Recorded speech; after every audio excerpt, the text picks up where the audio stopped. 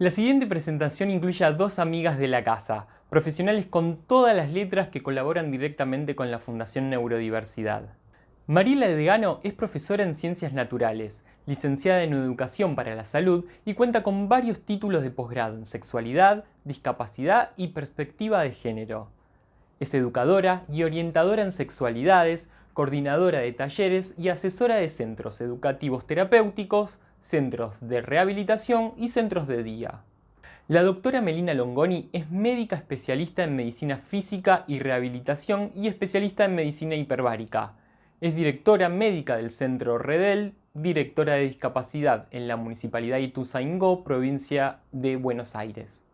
Es presidenta de la Asociación Médica Latinoamericana de Rehabilitación y secretaria general de la Asociación Interdisciplinaria Argentina de Cicatrización de Heridas, miembro del Comité Latinoamericano de Gestión de Investigación en Rehabilitación y del Comité de las Américas de la Asociación Americana de Lesión Medular y miembro de la Junta Asesora de la organización Sustain Our Abilities. Ambas son mujeres emprendedoras y entre muchos proyectos crearon y dirigen Sexabilidad, un grupo interdisciplinar de profesionales de la salud latinoamericanos que persigue el empoderamiento sexual de la discapacidad. Justamente sobre ese tema nos van a hablar hoy. Gracias a ambas por ayudarnos a abrir la mente.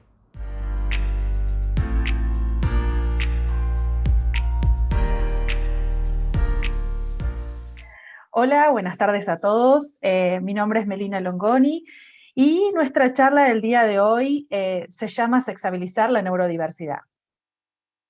Bueno, ¿cómo están? Espero que estén muy bien. Yo soy Mariela Degano y bueno, mi compañera y yo vamos a intentar justamente sexabilizar estos espacios, agradeciendo por supuesto la invitación de la Fundación Neurodiversidad y especialmente de nuestro querido amigo Ramiro Mitre.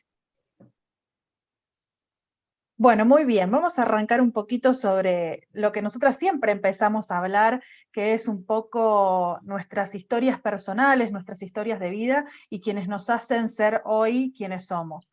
Y siempre esto es una invitación para que cada uno de nosotros podamos pensarnos siendo desde nuestro lugar como profesionales o como papás o como mamás o como hermanos de personas con discapacidad, nos podamos pensar un poquito y reflexionar sobre lo que somos nosotros mismos. Voy a dejar a mi compañera que comience con su primera foto y después voy a seguir yo. Bueno, ahí el título creo que es una invitación a que todos ustedes puedan también repasar sus propias biografías. Básicamente la intención que tenemos con estas fotos que están viendo allí en imagen tiene que ver justamente, bueno, con lo que fuimos, ¿no? Ahí yo en esa foto, en esa imagen tenía 5 años, y bueno, desde ese momento creo que siempre me gustaron las tizas, los pizarrones, andaba con libros y bueno, enseñarles, siempre fui una de las primas mayores, entonces los tomaba de alumnos y de alumnas a mis primos, que eran más chicos.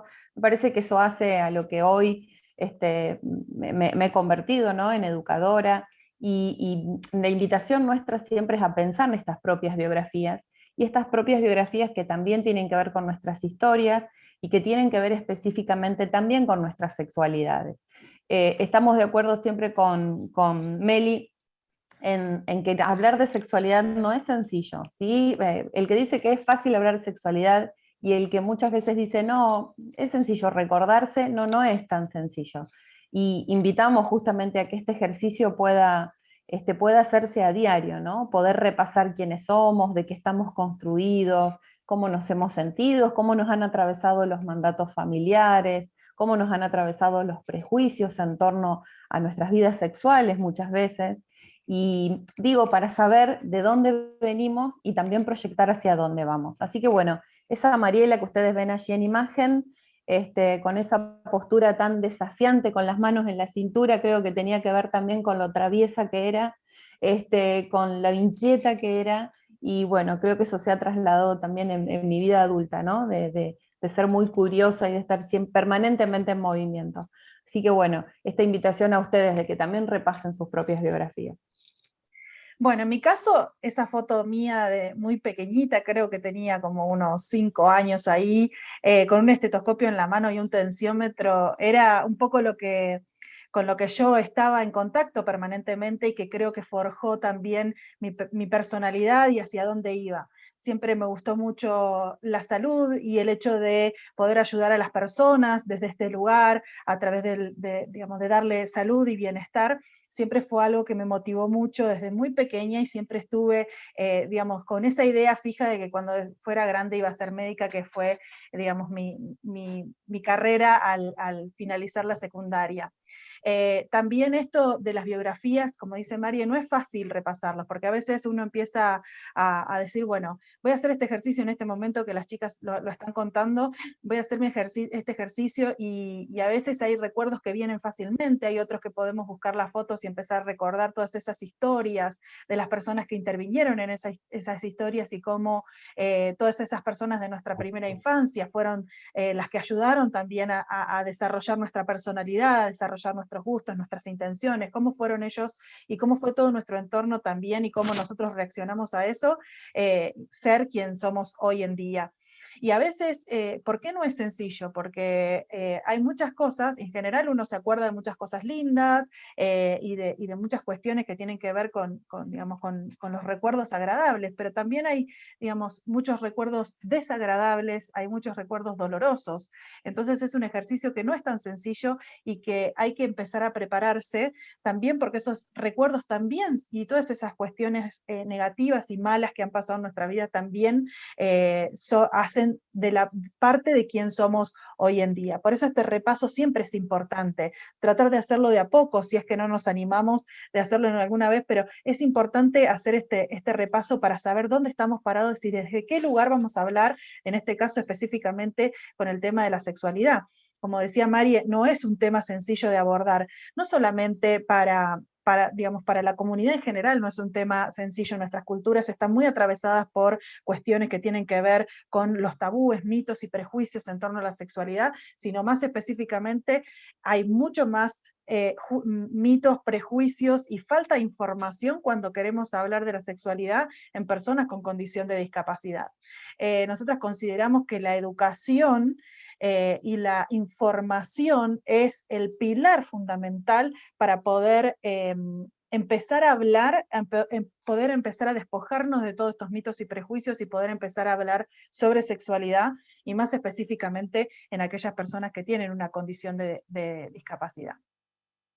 Bueno, creo que por eso surge de estas dos disciplinas de las cuales venimos, con Meli nos conocemos hace mucho tiempo, y bueno, creo que estas disciplinas, educación de mi lado y salud del lado de Meli, tiene que ver con esta alianza, y surge justamente esta propuesta que es sexabilidad, que entendemos que es una palabra que viene a echar luz justamente en aquellos lugares donde históricamente hubo tanta oscuridad, no tanto silencio, rodeado, como decía Meli, de tantos mitos y de tantos prejuicios que ahora los vamos a ver un poquito, porque entendemos que hay que seguir trabajando, no solamente en el contexto profesional, sino también familiar y propio.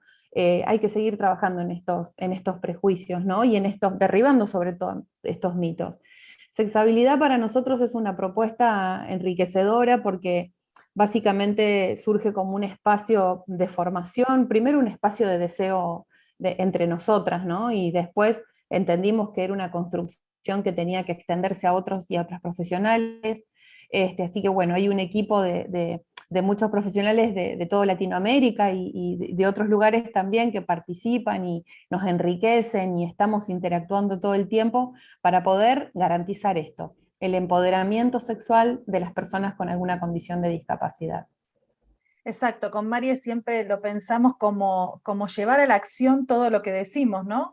Porque uno puede estudiar un montón de cosas y leer y pensar que tiene que hacer cómo tiene que ser algunas cosas, pero en realidad después es esto, ¿no? Llevar a la acción todo lo que estamos diciendo, poder tener ese enriquecimiento de poder trabajar con las personas con discapacidad y que podamos construirlo entre todos, no solamente desde un espacio académico o desde un espacio profesional, sino también que lo construyamos construimos también con aquellas personas con discapacidad, con diferentes condiciones de discapacidad, porque son las que realmente nos enseñan a nosotros y nos dan esta retroalimentación de cómo tenemos, por el camino de dónde tenemos que ir, cómo tenemos que adaptar la información, cómo tenemos que llegar a cada uno de ellos, un poco dependiendo digamos, de la condición de discapacidad que tengan las personas, tratamos de adaptar la información, pero que consideramos que es importantísimo que esa información le llegue absolutamente a todo el mundo.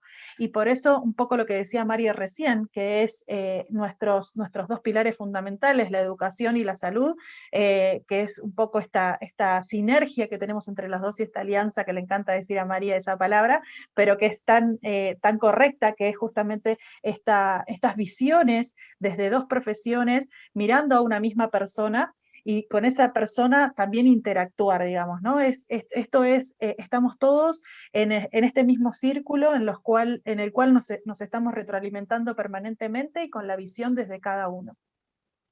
Sí, y enriqueciendo, Meli, también, ¿no? Porque es eso, me parece que hay un nutrir permanente, en permanente movimiento entre el ámbito de la salud y de la educación, y también hay una necesidad, ¿no? O sea, es algo como que se atraen y también se necesitan, y me parece que es interesante pensar la sexualidad desde esta alianza que hace salud y educación, porque creo que ahí es donde salimos a garantizar justamente una sexualidad integral, ¿no? Y no una sexualidad fragmentada. O sea, ¿cuántas veces hemos sabido y conocido perfectamente de vos, inclusive de las personas que acompañamos, pacientes, estudiantes, las propias personas con discapacidad, cuando intentamos dar una respuesta muchas veces solo desde el modelo médico, queda fragmentada esa respuesta. Cuando intentamos dar una respuesta en torno a la sexualidad desde el ámbito de la educación, también queda fragmentada. Entonces, digo que en este encuentro de salud y educación me parece que hay un nutrirse permanente que da una respuesta mucho más integral a la hora de intervenir justamente en sexualidad. Y por eso, bueno, un poco ya nos presentamos y dijimos que sexabilidad para nosotros era un espacio de encuentro, un espacio de encuentro no solo profesional, sino también un encuentro un espacio de encuentro de emociones, ¿no? Y sobre todo con ese mejunje que se va armando, con esa masa que se va armando, creo que lo dejamos leudar siempre y decimos, bueno, es para las personas con discapacidad y es con las personas con discapacidad. Por eso entendemos que este espacio es junto a ellos y junto a ellas también, ¿no? Y por supuesto, claro, porque recién contábamos que venimos de disciplinas distintas, pero que a la vez se hermanan, entendemos que también sexabilidad es ese lugar de orientación, es ese lugar donde podemos de alguna manera producir, ¿no?, conocimientos nuevos. Creo que ya invitarlos a pensar en este término sexabilizar, creo que justamente tiene que ver con crear terminología nueva que de alguna manera empiece a generar estos procesos, ¿no?, de empoderamiento que mencionábamos antes. Y otra cosa que para nosotras es muy importante es generar esta red de vínculos, ¿no? De vínculos profesionales, pero también de vínculos profesionales en contextos familiares, de vínculos profesionales con las propias personas con discapacidad, que no queden solamente en esos vínculos profesionales entre profesionales, ¿sí? Porque sabemos y entendemos que son importantes. Es importante producir conocimiento nuevo profesional, pero también es importante que podamos llevar a la acción todo eso que producimos nuevo, ¿no? Y que podamos llevarlo a la acción de una forma comprensible, que podamos llevarlo a la acción de una forma en que justamente llegue a acompañar a las personas con discapacidad y no a dictaminar nada. Exacto, en esto último quisiera hacer una pequeña reflexión o resaltarlo un poquito más, en que digamos, no existe una receta universal de cómo hablar con las personas o qué tipo o sea, que hay que decir esto, que esto va a funcionar para todas las personas. No hay una receta universal de cómo intervenir. Y tampoco hay una receta de decir, bueno, vos vas a dirigir a esta persona, decirle cómo tiene que ser su sexualidad, porque vos considerás que desde tu lugar, como papá, como mamá, como profesional, podés dirigir cómo tiene que ser eso. No, esto es un acompañamiento. Creo que esa es, digamos, la palabra clave. Sexabilizar o sexabilidad es un proceso de acompañamiento, de trabajo en equipo, con esta orientación sexuada para las personas con diferentes condiciones de discapacidad. Una cosa que es muy importante, que seguramente también lo vamos a retomar un poquito en mitos, es que la sexualidad, no estamos hablando específicamente de la parte genital y de las relaciones sexuales. Entonces, en esa invitación que nosotros estuvimos diciendo al principio de nuestras propias biografías, estábamos hablando de cómo fuimos construyendo nuestra sexualidad. Estábamos hablando de que no, o sea, la sexualidad nos atraviesa completamente desde el momento en que nacemos o desde el momento de la gestación hasta el día en que morimos. Entonces, todo ese desarrollo es el desarrollo de la sexualidad. La sexualidad está impregnada en nosotros mismos en cada acto diario que estamos teniendo. Entonces, abrir un poquito más la cabeza y que cuando hablamos de sexualidad, no estamos hablando únicamente de mantener relaciones sexuales. Y por eso es tan importante, digamos, meterse a hacer este proceso de introspección. ¿Desde qué lugar vamos a hablar nosotros de la sexualidad? ¿Desde qué lugar? ¿A través de qué conocimientos que yo tengo? ¿De qué es lo que yo considero que es la sexualidad? Entonces, además de hacer este repaso de la biografía sexual, también hacer un repaso de nuestro concepto de sexualidad. Sí, Meli, y básicamente en torno a esto que vos decís, digo porque viste que venimos de pensar la sexualidad siempre en relación a los genitales. Cuando sabemos que hoy la sexualidad, esta que estamos proponiendo, ¿no? De una forma integral, holística, tiene que ver con los derechos sexuales y reproductivos, tiene que ver con nuestros cuerpos, tiene que ver con los diversos sexuales que nos sintamos, que nos autopercibamos, que somos, tiene que ver con una mirada de género, entonces tiene que ver con la afectividad, ¿no? Con lo vincular. Entonces vaya si eso que es tan pequeño y encorsetado, como decimos siempre, que es sexualidad igual genitalidad, no, al contrario, se abre un panorama mucho más amplio que nos permita justamente ser seres gozosos a todas y a todos.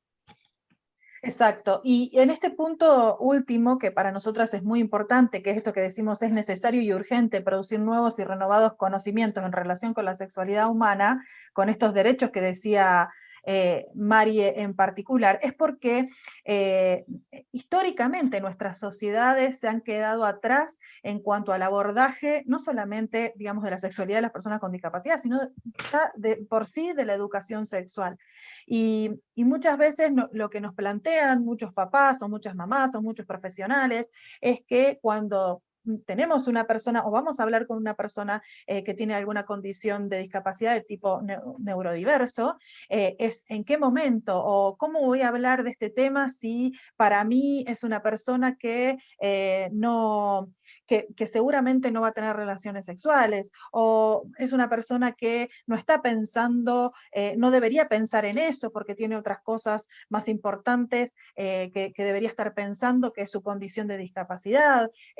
Y en realidad esto es parte de la vida misma y por lo tanto cuando suelen llegarnos estas preguntas cuando los chicos o las personas empiezan a ser adolescentes o adultos y que su cuerpo tiene la manifestación normal de una persona con adolescente, con las hormonas, con los cambios físicos, con los cambios estructurales, con los cambios en lo que tiene que ver con sus pensamientos y demás, va a pasar. Entonces, lo ideal es que nosotros podamos preparar a todas esas personas para ese momento, que no nos llame la atención o que no nos surja en ese momento decir, bueno, ahora, ¿qué hago? Porque se me queman los papeles. Si podemos, o sea, lo ideal sería una intervención temprana. Eso es lo que consideramos que debería ser y por eso necesitamos sí o sí que esta información le llegue a todo el mundo y ya, en este momento. Nunca es tarde. Si no lo han hecho hasta ahora, pero tienen un hijo adolescente que empieza a tener estas preguntas y demás, es el momento. Nunca es tarde. Si tienen un niño con una condición de discapacidad, es el momento. Podemos adaptar la información al momento en el cual está transitando la persona, pero es importante que reciba este tipo de educación y este tipo de información.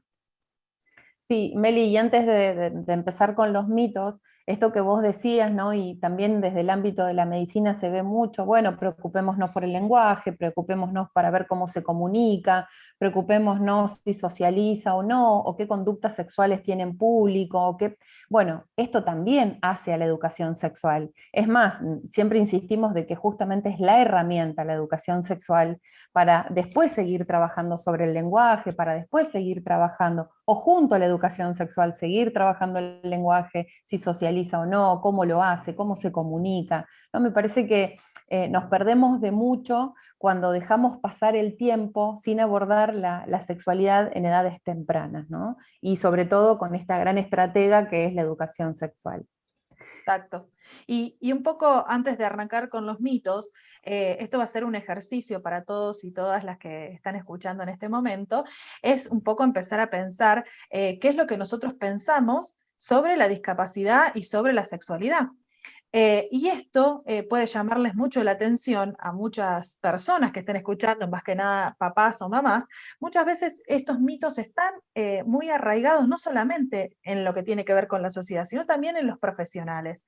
Entonces es muy importante empezar a destruir cada uno de esos mitos y prejuicios que existen en torno a la sexualidad y a la discapacidad.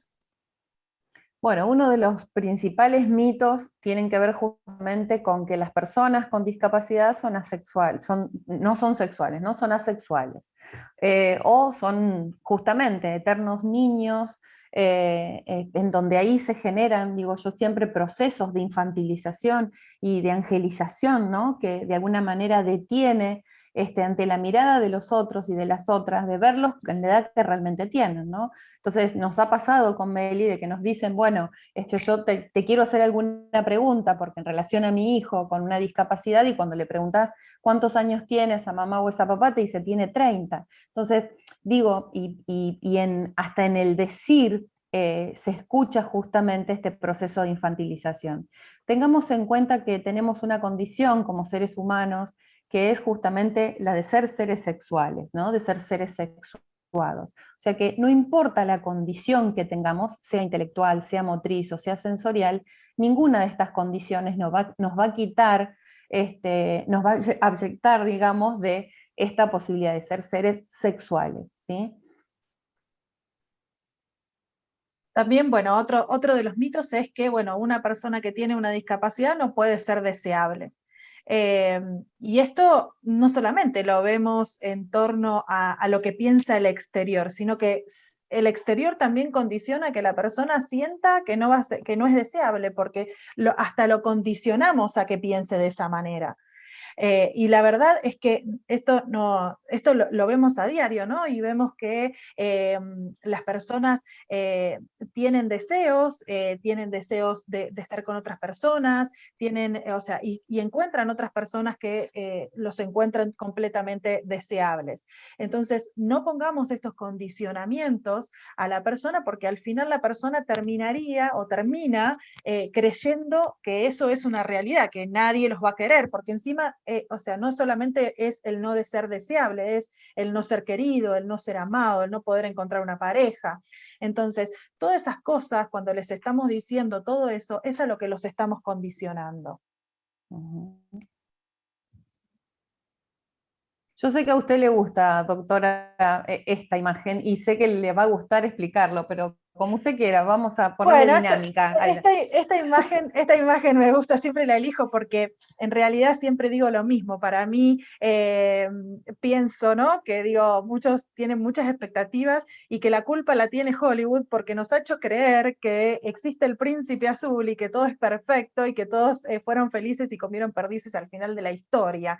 Y que por lo tanto todo tiene que ser espontáneo, que existe ese amor a primera vista y que el sexo debe ser espontáneo y que surge en el momento y que es la pasión y que siempre va a ser así, que tiene que ser todos los días y que tiene que ser sexo genital. Y más aún que tiene que ser sexo heterosexual.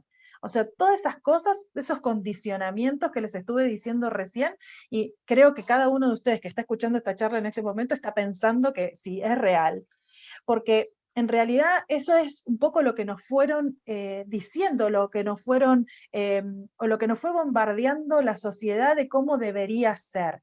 Entonces, la realidad es que no, y no es ni siquiera para una persona con o sin discapacidad. La realidad es que muchas veces en los momentos hay que planificarlos. La realidad es que existe diversidad sexual. La realidad es que existen otras formas de sexo que no implica el sexo genital. Existen otras formas de expresarse, existen otras formas de desearse.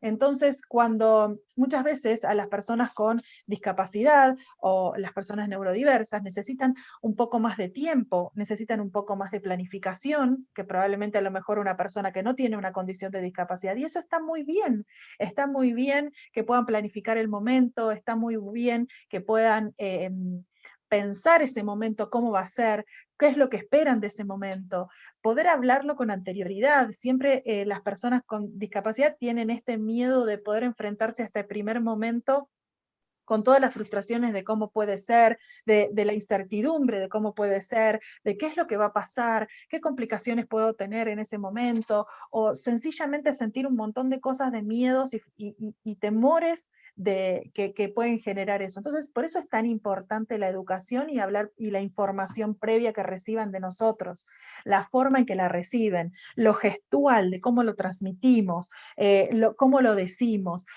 quién se lo está diciendo, de qué forma. Entonces, todo eso forma parte de la planificación. Si es una persona que a lo mejor en su condición de neurodiverso necesita tomar alguna medicación en particular y esa medicación le da algún síntoma como puede ser sueño o se siente cansado, fatigado, eso también debe estar, digamos, charlado con anterioridad y decirle, bueno, te puede pasar esto, puede hablar con un médico si es que lo está tratando con alguna medicación y decirle, bueno, vos tenés intenciones de tener relaciones o querés planificar este momento de intimidad, que no hace falta que tenga, digamos, una penetración o que sea un sexo genital, pero querés planificar ese momento y te querés sentir bien y querés estar mejor, probablemente podemos cambiar el horario de tu medicación para que no te dé sueño, para que no te dé fatiga. Entonces, este mito está muy relacionado con todo lo que tenemos que hacer previamente. O sea, no es así ni para las personas con discapacidad ni para las personas sin discapacidad. Y la planificación es una gran estrategia para, digamos, tener una, una relación sexual más placentera y autónoma y a gusto, digamos, de las dos personas. Y la comunicación con la persona con la que van a tener este momento de intimidad también es fundamental que se realice antes de poder llegar a este momento. Bueno, llegamos al cuarto mito, que las personas con discapacidad no pueden tener un sexo real, ¿no? Y nosotras siempre nos preguntamos, ¿qué es el sexo real? O muchas veces escuchamos, Meli, ¿no? Esto de una sexualidad plena.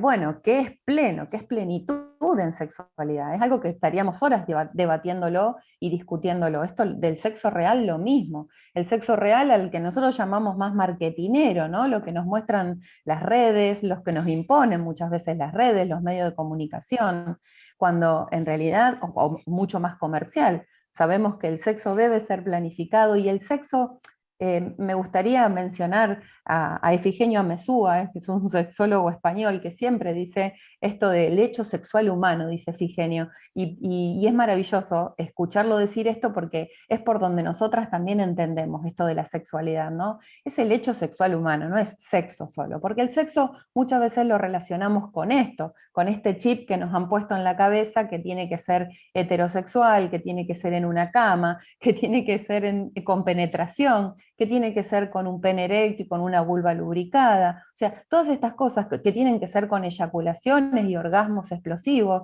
cuando sabemos que el sexo, justamente que el cotidiano, el que se vive diversamente, y también entendemos esto, ¿no? De lo diverso en lo sexual, porque no todos vivimos de la misma forma el sexo, no todos vivimos de la misma forma los encuentros, no todos vivimos de la misma forma las emociones que nos generan estar con otros cuerpos, ¿no? Estar en desnudez con otros cuerpos o no. Digo, todo esto tiene que ver con este sexo real que nos quieren imponer y que muchas veces se aleja justamente de la realidad, ¿no? Y ahí yo siempre digo que entre real e ideal hay una diferencia enorme. Bien, este mito también no solamente lo vemos muchas veces con respecto a las personas, o sea, de las personas en sí mismas que lo piensan, sino que también lo piensan los familiares y la gente del entorno, que es que las personas con discapacidad no son buenas elecciones como parejas. Se encuentran, o sea, juzgados desde algún lugar si la persona con discapacidad tiene una relación con una persona sin discapacidad, todo ese mito que se genera alrededor o todos esos condicionamientos que se generan alrededor de cómo vas a estar con una persona con una discapacidad, vos pudiendo estar con una persona sin discapacidad, y en realidad todo eso, todo ese condicionamiento es algo que incluso si leemos esta pequeña historia que dice, que cuenta una persona, esta historia es real, que a los 20 años se compromete con una persona sin discapacidad y la familia estaba preocupada porque pensaba como que esa persona o se iba a cansar en algún momento, que lo notaba como si fuera una novedad, iba a perder el interés. Fíjense toda la información subliminal que le estamos metiendo a la persona con discapacidad cuando quiere tener una pareja y puede o no tener una discapacidad su pareja. Todos estos mensajes subliminales como que no son lo suficientemente buenos para estar en pareja con otra persona. Entonces, todos estos mitos no solamente son creencias que existen alrededor, sino que son mensajes que les vamos metiendo a las personas en la cabeza y que van condicionando su sexualidad, su vida, su afectividad, la forma en la que se relacionan con el entorno. Sí, Meli, y una cosa antes de pasar a este mito, todas estas cuestiones, estos condicionamientos que vos decís, nosotros también entendemos que vulneran derechos, ¿no? Digo, las propias personas con discapacidad pudiendo tomar sus propias decisiones. Y si en esa situación no sucedería, bueno, ahí tenemos que articular los sistemas de acompañamiento, estos dispositivos de acompañamiento, para que accesibilicemos la información y que puedan ser lo más autónomos posible a la hora de decidir si quieren estar o no en pareja y con quién quieren hacerlo, ¿no? Entonces, digo, todos estos mitos como este vulneran derechos, por supuesto. Las personas con discapacidad tienen cosas más importantes por las que preocuparse que el sexo, justamente. Y claro, pero es porque seguimos entendiendo el sexo genital, ¿no? Entonces quizás vos, Meli, lo podrás describir mejor, pero es preferible que esté, no sé, 800 horas haciendo una rehabilitación de su pierna, y si ese paciente pregunta quizás por algo en torno a cómo vivir su sexualidad después de una lesión por un accidente, y bueno, no, eso espera un poquito, después te lo explico, me parece que ahora nos tenemos que concentrar en tus piernas, ¿no? ¿Cuánto pasa esto a menudo? No solo en torno a la discapacidad motriz, sino al resto de las discapacidades. Digo, cuando en intelectual también a veces pensamos, no, yo no le quiero explicar esto porque, de hecho lo escuchamos de familias diciendo, no quiero meterme con el tema de educación sexual porque no sé si me va a comprender y tengo temor que haga otras preguntas o que empiece a tener ciertas conductas, ¿no? Entonces, de alguna manera, ¿por qué no los dejamos a ellas y a ellos que decidan qué es lo importante? Exacto, eso creo que es, digamos, la clave, ¿no? Porque nosotros consideramos que somos los profesionales o los papás o las mamás que tenemos que sabemos qué es lo que ellos quieren y lo que necesitan. Y priorizamos de acuerdo a nuestra óptica.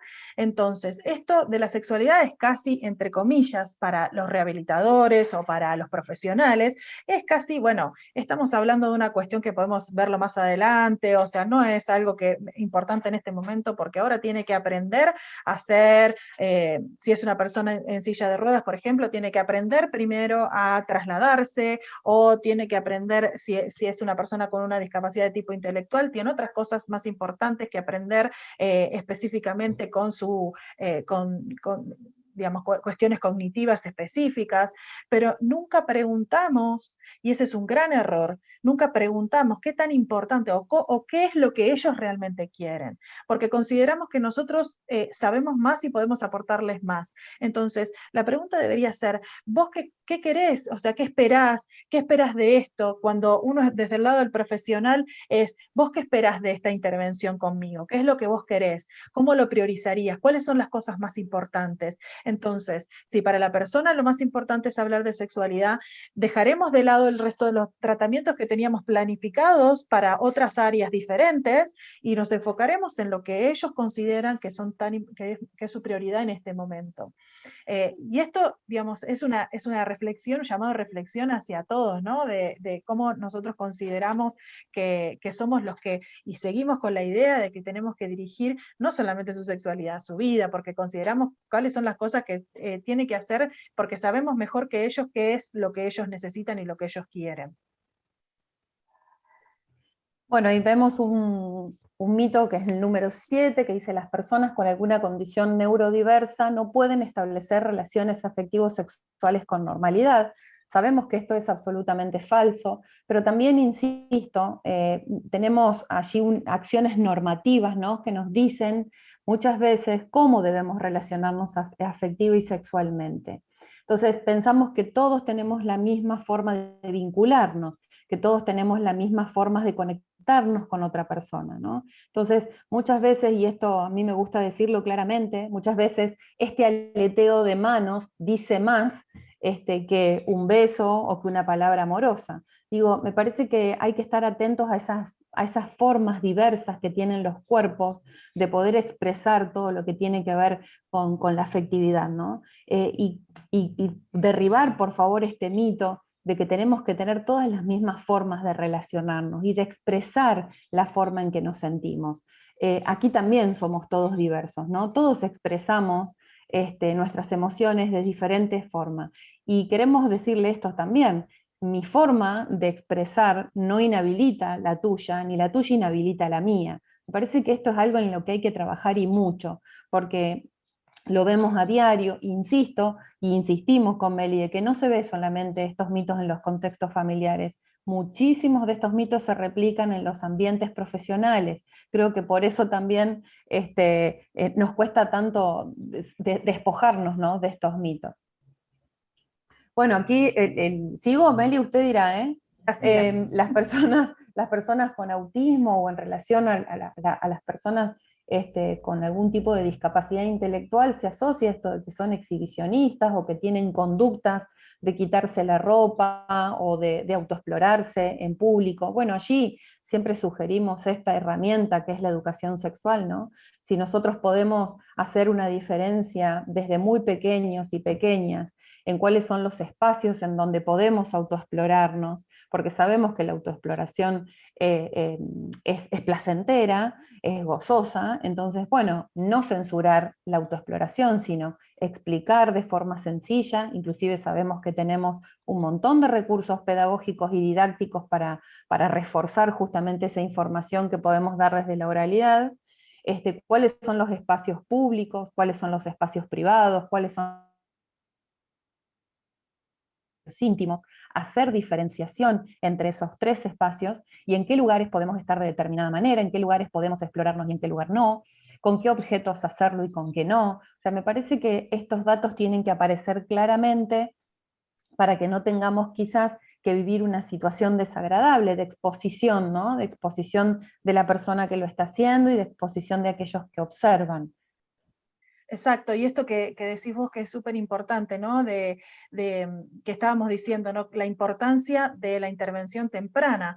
Muchas veces los papás o las mamás o los mismos profesionales tendemos a pensar como que la persona digamos, es un objeto de estudio, o los profesionales solemos hacer muchas veces eso de, por ejemplo, bueno, tengo que revisar el paciente, es mi paciente, por lo tanto le saco la sábana, lo expongo porque yo necesito ver tal o cual cosa, los permisos para eso, o sea, como que me siento digamos, con la potestad de poder intervenir con esa persona sin su consentimiento y su permiso, porque digamos, lo estamos objetivizando.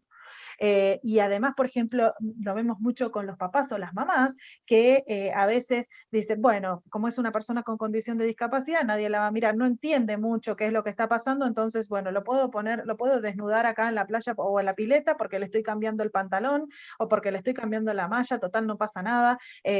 O sea, y todas esas cosas se quedan grabadas en la persona, estamos condicionando y le estamos diciendo que está bien hacerlo, y nos llama la atención después cuando lo hacen como adultos, y en realidad fue algo que nosotros le enseñamos de chiquitito.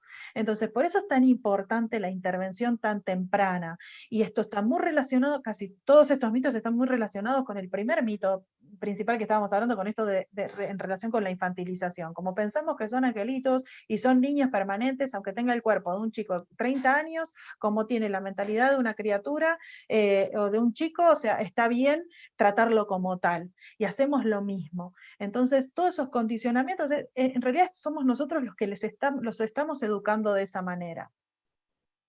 A mí esta imagen me encanta, si bien, bueno, ella se llama Rachel, tiene una historia muy, muy potente. Esta foto me parece maravillosa porque ella misma está como censurada a no hablar de sexualidad, a no hablar de la discapacidad, a no hablar de las relaciones, de los vínculos, porque de sexo no se habla.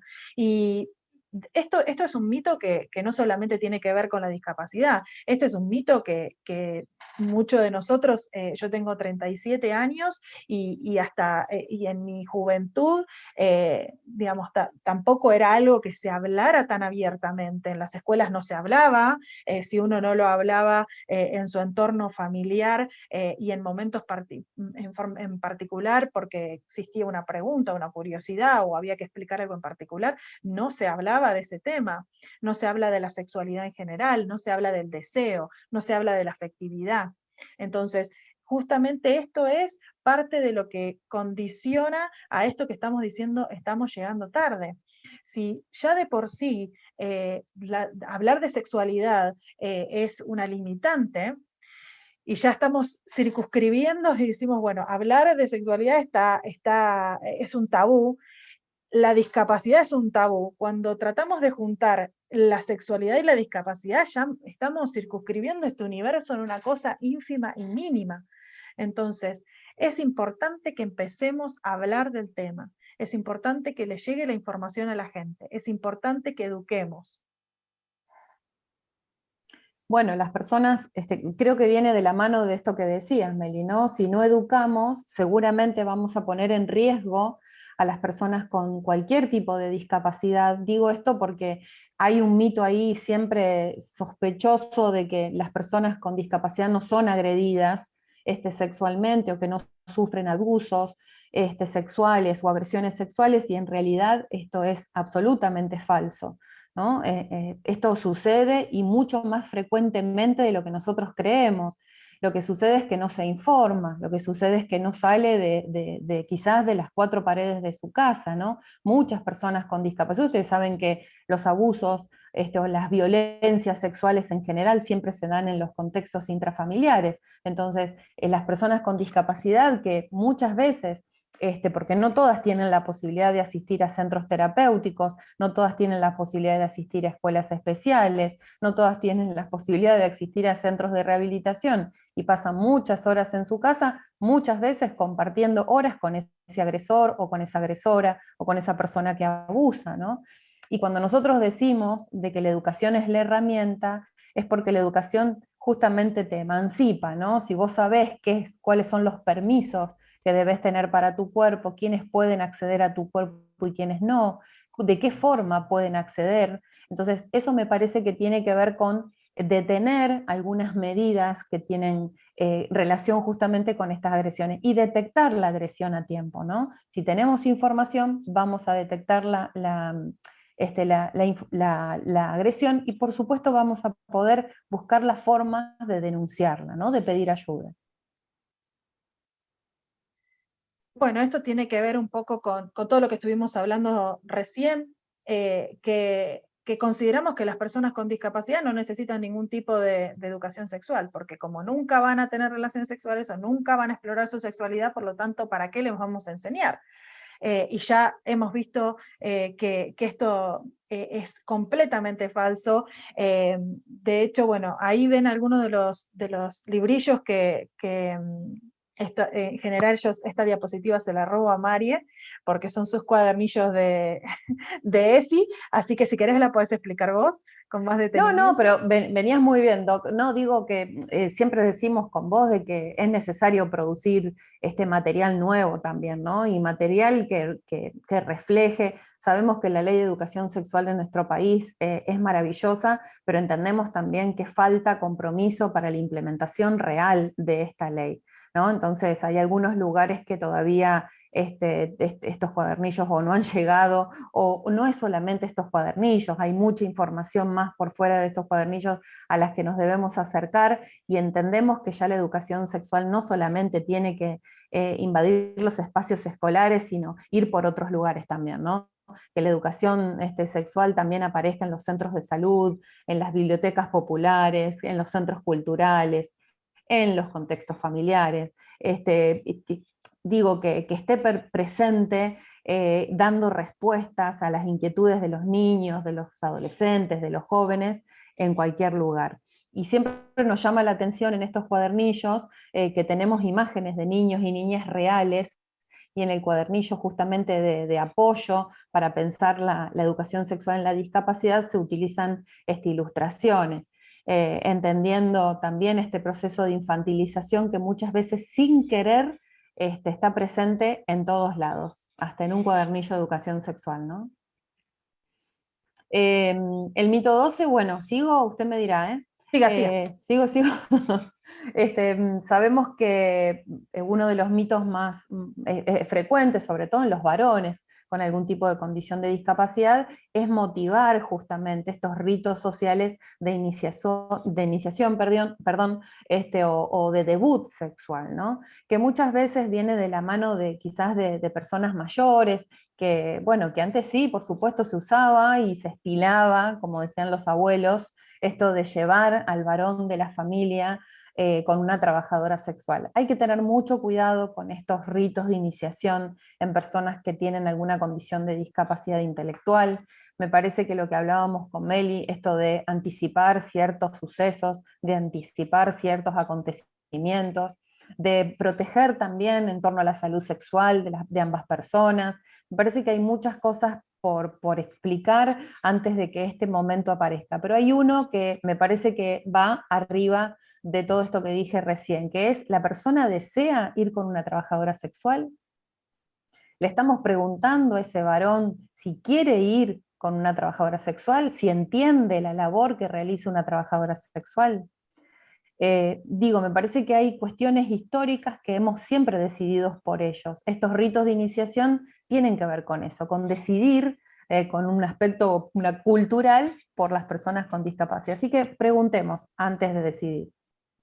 Sí, otro de los mitos es que, bueno, en estos espacios de intimidad tenemos que vigilarlos todo el tiempo, ¿no? Por las dudas que se hagan daño, para ver qué están haciendo, porque casi es prohibido, no lo pueden estar haciendo, no puede suceder. Entonces, en general, y esto pasa mucho, por ejemplo, en centros de rehabilitación, que las puertas tienen que estar abiertas, que entramos o los profesionales entran o porque hay que darle una medicación, o entra la enfermera, o entra como si fuera, digamos, una cuestión de que nosotros tenemos que hacer una cosa con ellos, entonces nosotros tenemos que entrar y tenemos que ver qué es lo que están haciendo. Y por lo tanto, si estos momentos surgen, tenemos que vigilarlos todo el tiempo, porque ni siquiera tienen que surgir. Entonces, estos espacios tienen que estar propiciados en un momento, porque es importante, porque si no los damos, en algún momento van a aparecer, y va a aparecer en otro lugar donde no sea socialmente aceptado, donde la persona lo va a hacer cuando tenga la necesidad, cuando quiera, cuando le parezca, porque así se lo enseñamos. Entonces no le estamos propiciando el espacio de intimidad. Hay que enseñar dónde, hay que enseñar cuándo, hay que enseñar en qué lugares, y hay que enseñar, digamos, qué lugar ocupa esto dentro de toda su vida, vida, y que ellos nos cuenten también qué tan importante es para ellos. Para nosotros, durante el año pasado en pandemia, tuvimos la posibilidad de poder encontrarnos a través de la virtualidad con profesionales de toda América Latina y de España, y de poder intercambiar con todos estos profesionales de la educación y de la salud, que con diferentes realidades, con diferentes entornos, con diferentes culturas, cómo se estaba viviendo la sexualidad y la discapacidad. A partir de eso generamos una herramienta, que es este libro que se llama Sexabilidad, Empoderamiento Sexual en la Discapacidad, que justamente es un libro donde empezamos a intentar abordar todos los tipos de discapacidades del área de la sexualidad. Es un libro de acceso libre y gratuito, que se puede descargar en forma online. Hoy en día lo hemos lanzado hace muy poquito, más de 1000 personas lo han descargado, y por suerte también hemos tenido la posibilidad de traducirlo al inglés, y ha llegado a diferentes partes del mundo. Esta es nuestra intención, y de esta forma nosotros ponemos nuestra intención y en nuestro énfasis en decir, la información le tiene que llegar a todo el mundo, y de forma adaptada. Este libro tiene no solamente para el profesional, para el familiar, sino para la persona con discapacidad, porque inclusive tiene formato de lectura fácil para que la misma persona pueda entender y comprender el material de una forma adecuada. Bueno, creo que para ir terminando ya y ir despidiéndonos, que siempre tenemos costumbre con la doctora Longoni de extendernos, ya es una constante en nosotros, en nosotras, recordarles que todas las personas, independientemente de la condición, somos seres sexuados y sexuadas, que la sexualidad va mucho más allá de los genitales, que todas las personas tenemos diferentes formas y modos de comunicarnos, de sentir, de expresar, de que todos los sentidos juegan un rol sumamente importante a la hora del sexo, que está bien planificar los encuentros, que está bien planificar los momentos, que está bien que nos demos el tiempo para planificarlos. Está bien también la anticipación, y que es fundamental esta anticipación para poder organizarnos y no tener sorpresas. Sorpresas que quizás sean gratas, pero también que puedan ser desagradables. Entonces, por eso es importante poder planificar. Siempre, siempre la educación sexual es una herramienta que nos va a ayudar, que nos va a acompañar, y que muchas veces resuelve, ¿sí? Resuelve. A veces nos rompemos la cabeza pensando el cómo, y la educación sexual, con toda la bibliografía que viene de la mano de ella, ya tiene resueltas muchas de las cuestiones. Después otras, por supuesto, hay que construirlas. Y siempre para nosotros, siempre le vamos a poner voz y le vamos a poner palabra a la temática de la sexualidad. No sé qué está espiando el niño ahí. A mí me parece que nos está espiando a nosotros, corriéndonos primero con el tiempo, después diciendo, vaya, que nos estamos animando a hablar, sí, porque es cierto, muchas veces nos dicen, y se animan a hablar de sexualidad y discapacidad, y a nosotros nos gusta decir que sí, hablamos de sexualidad en la discapacidad, que hay una diferencia enorme, y sobre todo con las personas con discapacidad, que creo que son esas voces las que hay que salir a escuchar y a dar espacio para que se expresen. Bueno, muchísimas gracias, muchas gracias por este espacio, gracias a la Fundación Neurodiversidad, que hace un trabajo enorme, enorme. Estamos muy felices de poder trabajar con ustedes, la verdad que ha sido un placer enorme. Tienen nuestro correo, pueden escribirnos en el momento en el que quieran, y desde ya, bueno, desde mi parte, muchísimas gracias y un beso para todos. Bueno, nada, el beso gigante, que estén bien, saben que cuentan con nosotras a partir de ahora, y bueno, cualquier consulta será bienvenida para lo que ustedes deseen, estamos a disposición. Gracias, Ramiro y compañía, porque hay mucha gente detrás de esa fundación, un placer enorme. Gracias.